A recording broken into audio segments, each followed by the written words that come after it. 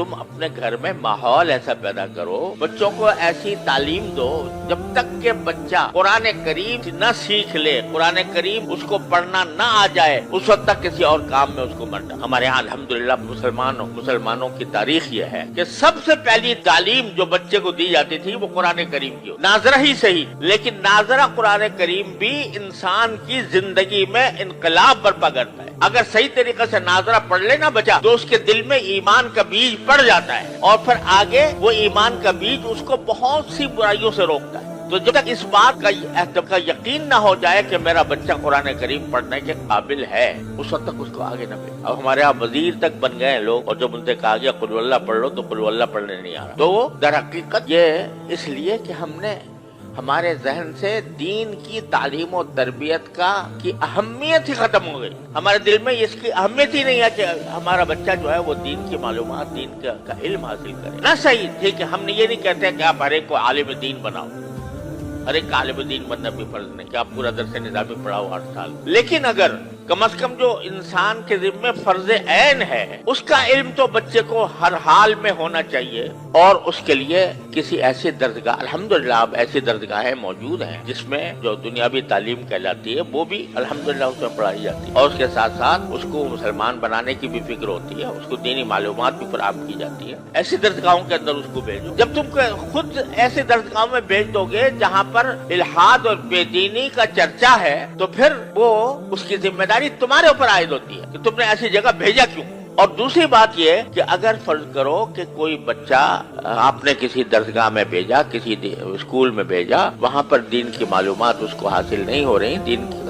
کا علم اس کو حاصل نہیں ہو رہا، تو کم از کم اتنا تو کر لو کہ اپنے گھروں کے اندر تھوڑا سا وقت اپنے بچوں کے ساتھ ایسا نکالو جس میں کچھ دین کی معلومات بچوں کو فراہم کی جائیں۔ کم از کم سیرت طیبہ، نبی کریم سرور عالم صلی اللہ علیہ وسلم کی سیرت طیبہ سب مل کر گھر والے بیٹھ کر تھوڑا سا وقت نکال کر اس میں پڑھیں۔ اس سیرت طیبہ میں نبی کریم صلی اللہ علیہ وسلم کے حالات زندگی بھی ہیں، اس میں نبی کریم صلی اللہ علیہ وسلم کے اخلاق بھی ہیں، آپ کی معاشرت بھی ہے، آپ کے سکھائے ہوئے آداب بھی ہیں، وہ سارے کے سارے اکٹھے بیٹھ کر پڑھیں۔ اس میں کیا مشکل کام ہے؟ رات کو تھوڑا سا وقت سونے سے پہلے اپنے سارے بچوں کو جمع کر کے اور اس میں خود نبی کریم صلی اللہ علیہ وسلم کی سیرت طیبہ کی کوئی کتاب پڑھ لو سب بیٹھ کے، تو کم از کم گھر کے ماحول کے اندر ایک ایسا مدرسہ قائم ہو جائے گا، اور یہ اصل مدرسہ ہے۔ نبی کریم صلی اللہ علیہ وسلم کے عہد مبارک کوئی باقاعدہ مدرسہ نہیں ہوتا تھا، صبح تھا جس میں صحابہ کرام مختلف علاقوں سے آ کر تھوڑے سے پڑھ گئے تھے، وہ انہوں نے تو اپنے آپ کو خاص کر لیا تھا اس کے لیے، لیکن ہر صحابی کا اپنا گھر خود مدرسہ تھا دین کا۔ ہر صحابی کے گھر میں تذکرے نبی کریم صلی اللہ علیہ وسلم کی سنت کے ہوتے تھے، آپ کی سیرت کے ہوتے تھے، اس کے نتیجے میں جو اولاد پیدا ہو رہی تھی وہ اولاد بھی سیرت اور سنت کے سانچے میں ڈلی ہوئی تھی۔ اس میں کیا مشکل کام ہے؟ میں کہتا ہوں 15 منٹ نکال لو، 15 منٹ روزانہ، اور اس میں نبی کریم سرور عالم صلی اللہ علیہ وسلم کی سیرت طیبہ پر مشتمل کوئی کتاب پڑھی جائے، اور پڑھ کر بچوں کو اس کا علم دیا جائے سیرت طیبہ کا، اور پھر سیرت طیبہ کے ساتھ جو بنیادی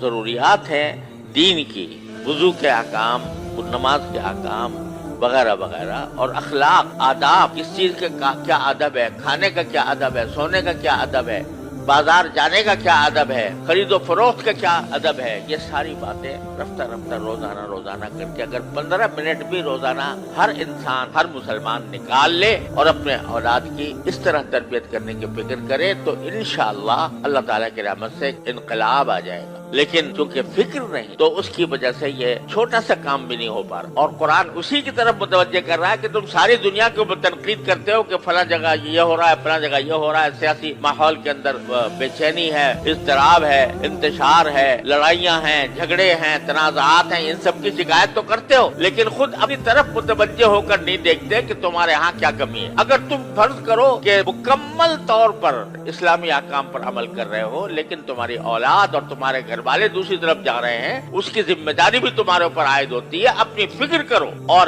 اس کا ایک آسان راستہ میں آپ حضرات کی خدمت میں عرض کر رہا ہوں کہ 15 منٹ نکال لو روزانہ رات کو، اور اپنے گھر والوں کو جمع کر کے اس میں سیرت طیبہ اور احکام